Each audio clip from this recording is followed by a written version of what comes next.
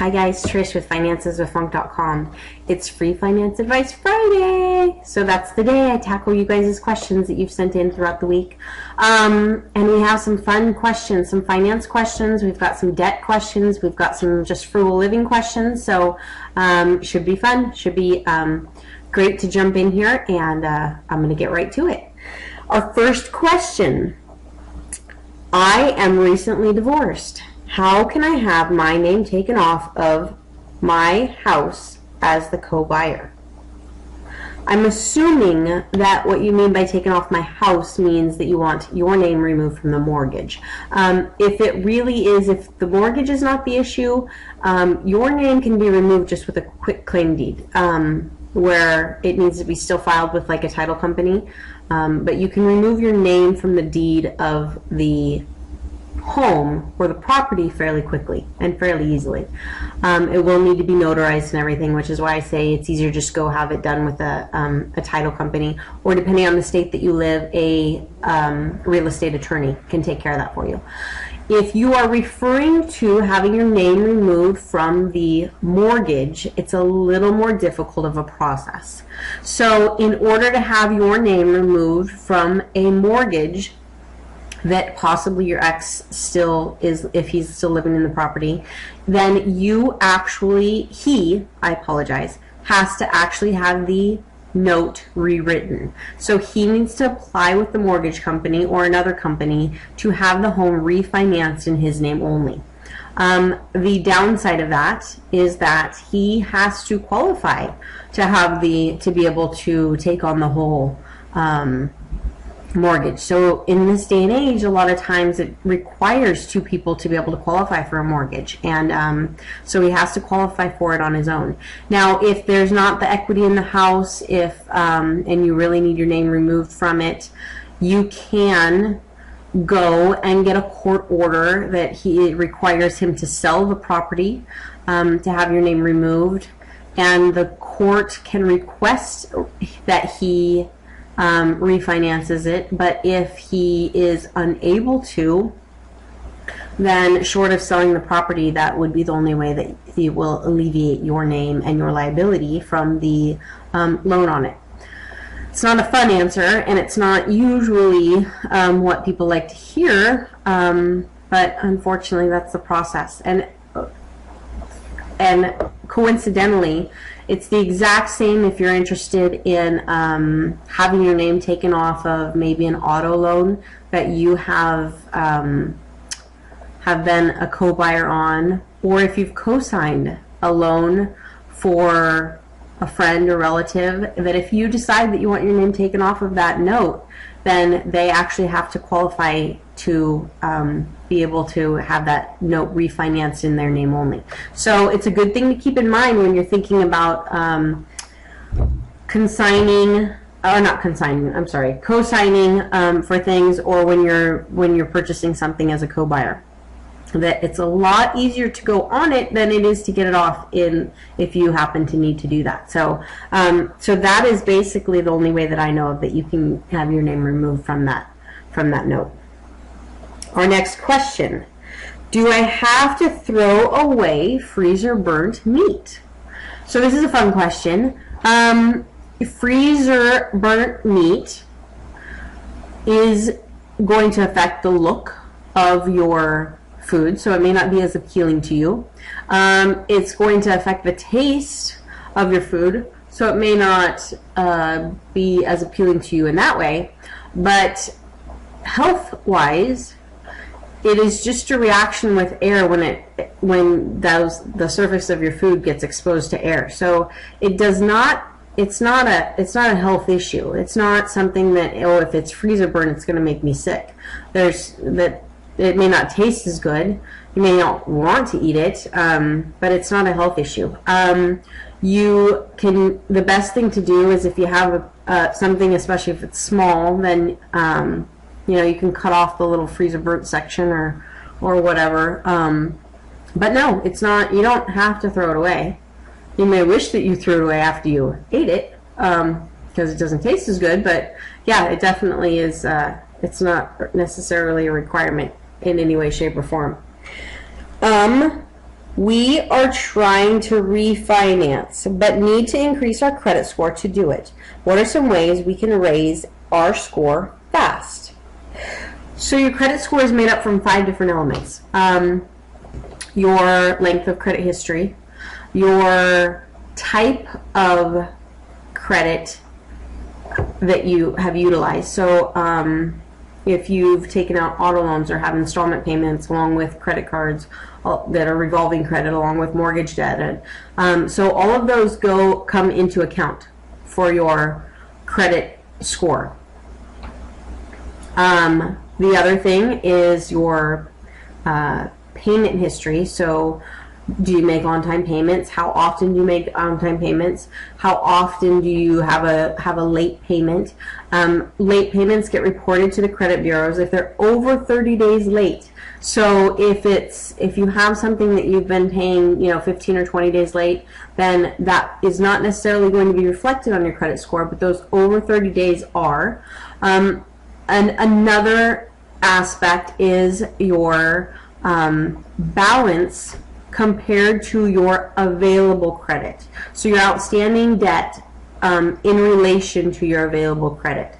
And so the two biggest things that you can do that can increase your score rather quickly is you can first of all, make sure if you have any past due accounts, if you have any late payments, that you get those taken care of immediately. Those things, paying on time, are going to be a huge deal for you in keeping your credit score up and increasing your credit score. The other thing is to decrease the amount of debt that you have. So it's not necessarily better to have one big card. If you have one credit card that has a $20,000 limit on it, it's not necessarily a better idea to try to consolidate all of your other small credit cards, and you may have 5,000 here and 2,000 there and 3,000 there, and it's not necessarily going to benefit you to transfer all of those other little cards to that one big card, because then your ratio is a lot higher on that one card. The best thing to do is try to get that paid down. Keep that down under 30-40%. Is going to be your best bet in relation to keeping that credit score high. And if you have a $10,000 credit card that has a limit of $10,000 and you have $7,000 on it, one thing that you can do that will increase your credit score fairly quickly is to just pay on that, just chunk away money on that as quickly as possible and get that paid down. Now, if it's an extreme situation and you really need something to happen quickly, but maybe don't have the ability to throw money at that account, you can call and ask for an increase. If you call and ask for a credit line increase and don't use it, that will then decrease your percentage of debt outstanding on that card. So that's one thing that you can do rather quickly. Your percentage of available credit outstanding usually makes up about 30% of your credit score. So that's a big deal. Your payment history, meaning how often you pay your bills on time, makes up about 35% of your credit score. So those are two big players in your credit score component that are things that you can jump in and get a hold of and really make some pretty big impacts on your overall score on a fairly quick time frame. So hopefully that answers your question on something that you can do pretty quickly to be able to do that. I tried to file my taxes but couldn't. What's going on? So I'm assuming that you mean e-file because it's obviously mailing in your paper form. Does anybody mail in a paper form anymore? I don't know if anybody does, but anyway, if you are trying to e-file your tax return, first of all, welcome to the club. The only time I think I've ever done my taxes, it's not April, and I couldn't file mine either. So what's going on? Remember the whole fiscal cliff, everyone's freaking out. Congress was late passing legislations that related to tax law. So because they were late getting all of their legislations approved, IRS doesn't have their computer programs updated on some forms. So that means you can't submit it to the IRS until they've actually updated their software. So that's literally all that's going on. It's not like there's something funny with your return. It's the IRS program that is not ready to accept your form yet. I know it's crazy. They expect, and I say expect, that the form should be updated by the end of February, so by the end of this month, or possibly the beginning of next month, the beginning of March. But we'll just, I guess it's like a wait and see type of thing. The first response was like February 26th or something like that, that you could then they should have everything updated. But yeah, I can't guarantee that they're going to have everything ready and available for you to just send it right in. So try later this month. If not, the beginning of next month, you should be able to file it with no problem. Coincidentally, if you have if you're doing the one form return, you shouldn't have any problems. It's those that have depreciation issues. If you have rental income or rental properties, if you have business income or self-employment income, stuff like that, are generally the ones that have that are having an issue, and those are the forms that are not updated yet in the IRS program. So anyway, just a bit of more information. Next, we are debt-free and have 6 months emergency fund set up. We have older appliances, fridge, washer, dryer, water heater. We're about to begin placing extra money aside each month to fund the replacement of these appliances when needed. We are also already placing money aside for the next 6 years to replace our aging 1999 Crown Vic, only 67,000 original miles. Nice. What are your thoughts? Put the money in with the emergency fund or put it in a completely separate account, like our bond fund, which we can move over to our associated money market with a phone call and use our check writing privileges. We're very disciplined when it comes to finances, so the emergency fund is the whole world has just come crashing down on our ears account, not we haven't eaten out in 2 months and we're hungry. So if we put it there, it will stay put until we need it. Well, first of all, congratulations on being so diligent about saving. I love hearing stories like this and people that have just been diligent about making sure that they're taking care of their finances in ways that is so mature and responsible. 2 different answers that I have for you. The household appliance replacement funds. Personally, I would keep in the money market account, just keep in and go ahead and commingle with your emergency fund. If you wanted to open up a separate account that is basically the same type of an account, the same emergency fund, but have it just be a household appliance account, that's fine. That's not a big deal. Go ahead and do a separate account so it's segregated or separated. Obviously, you guys are not going to have a problem if you do commingle those assets. You're not going to have a problem differentiating and knowing what you have where and why it's there and what it can be used for and what it can't be used for. That's not a concern with you guys. But the reason why I would keep it completely liquid for your household replacement fund. First of all, if your water heater goes out, chances are you're going to want to go buy a new one today. And if not today, tomorrow. If your dishwasher goes out, you may decide that you can wait a week or 2 and see if you can find a great deal on it. If, though, knowing that you're going to be replacing these things in the near future, it also, though, gives you the opportunity to establish some relationships with a couple appliance stores, especially if they are independently owned appliance stores, and establish relationships with some of the salespeople or with the owners and say, this is, we're going to be replacing these items. This is exactly what I'm looking for. This is exactly what I need. These are the extras or the bells and whistles that I really want to have. And it allows you then to, if you have an opportunity to pick up something on a great deal, whereas your dishwasher may not have gone out yet, but you have the opportunity to purchase the exact dishwasher that you want at a fraction of the price, then it allows you the ability to walk in and just do it. Just walk in, write the check, transfer the money, whatever, however you're going to do it.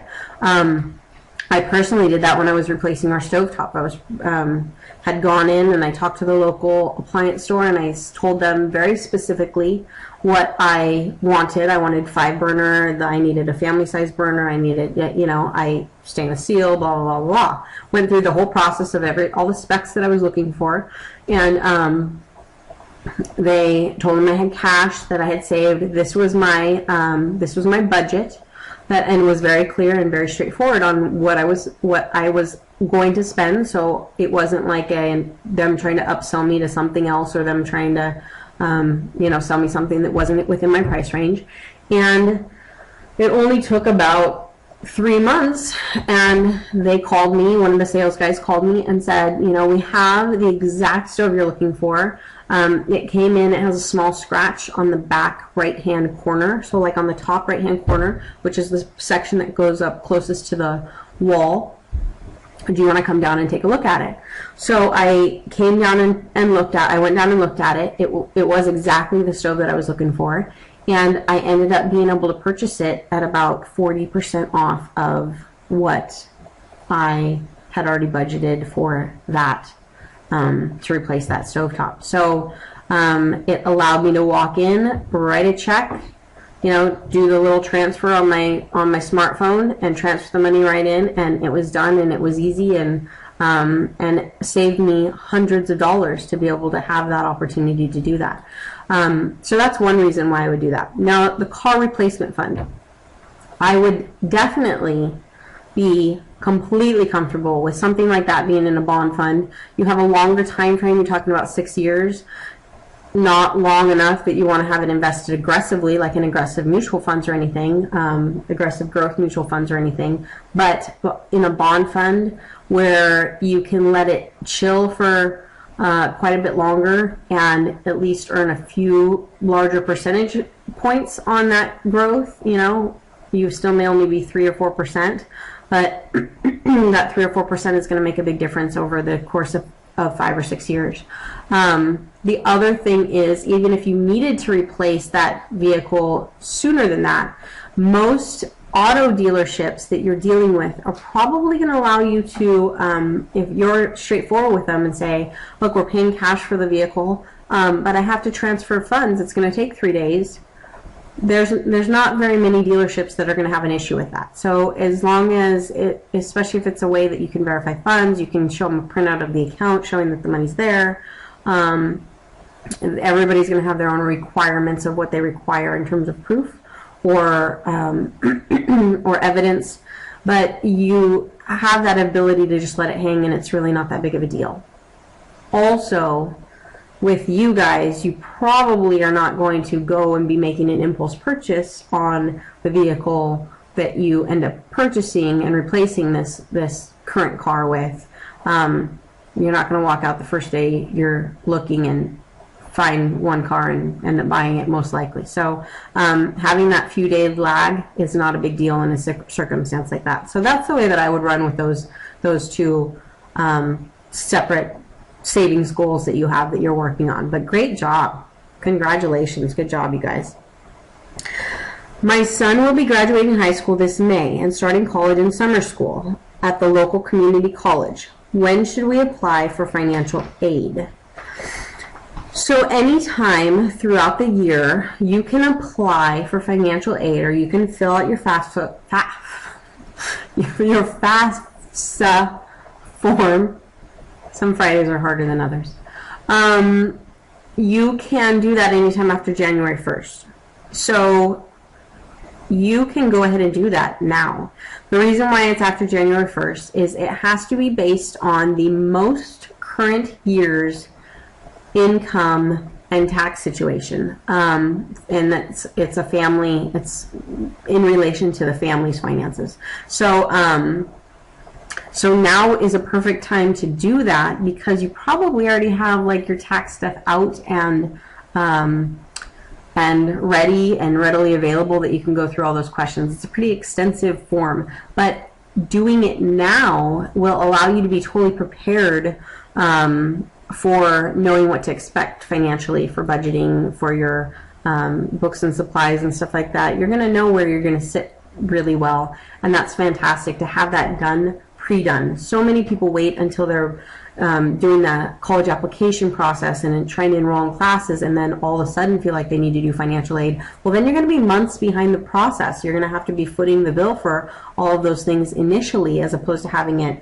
already straightened out, already budgeted for ahead of time. So now's a great time to do that. You do have to reapply every year, so keep that in mind and make sure that you're on top of that in doing so. Since we're into 2013, or February of 2013, if you don't have your 2012 taxes done, then you won't be able to file, because you're going to need all of your 2012 information to be able to fill out that form. So so yeah, great job being proactive and really trying to get your ducks in a row on that process, and definitely go ahead and do that anytime now. And that way it'll be, when he's ready to enroll, then it'll all be set. Now obviously you won't be collecting any aid until he is actually enrolled in the college and enrolled in classes, but it'll all be set up and ready and waiting for you. So good job on that. So our last question is kind of a frugal living question. It's a fun one. Where we live, water is ridiculously expensive. How can we cut back on something that is such a necessity? So I have a couple fun ideas for you. The first one is get a 5-gallon bucket, or get a couple 5-gallon buckets.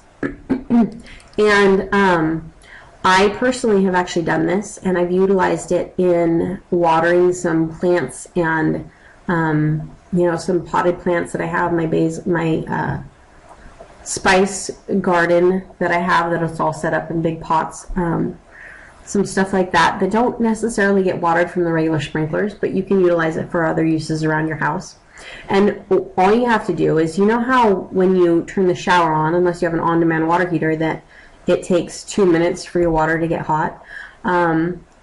Basically, you put the 5-gallon bucket underneath the shower, you put the 5-gallon bucket underneath the nozzle for the bath, and fill up that 5-gallon bucket with cold water before your water's hot and you're ready to get in. That water can be used for any sort of watering, if you're doing any watering outside, but you're not wasting it. You can also utilize that water for washer machine that has a gauge in it that does water level. You can utilize it for flushing toilets. You could utilize it for watering houseplants or watering any of your other stuff. You could use it for pet water if you have any pets that you're watering every day. So there's a lot of uses that you can utilize that water that you've saved, and a lot of those are probably like daily basis water needs that you have, that you can utilize that water that otherwise you would have wasted and just ran down the drain.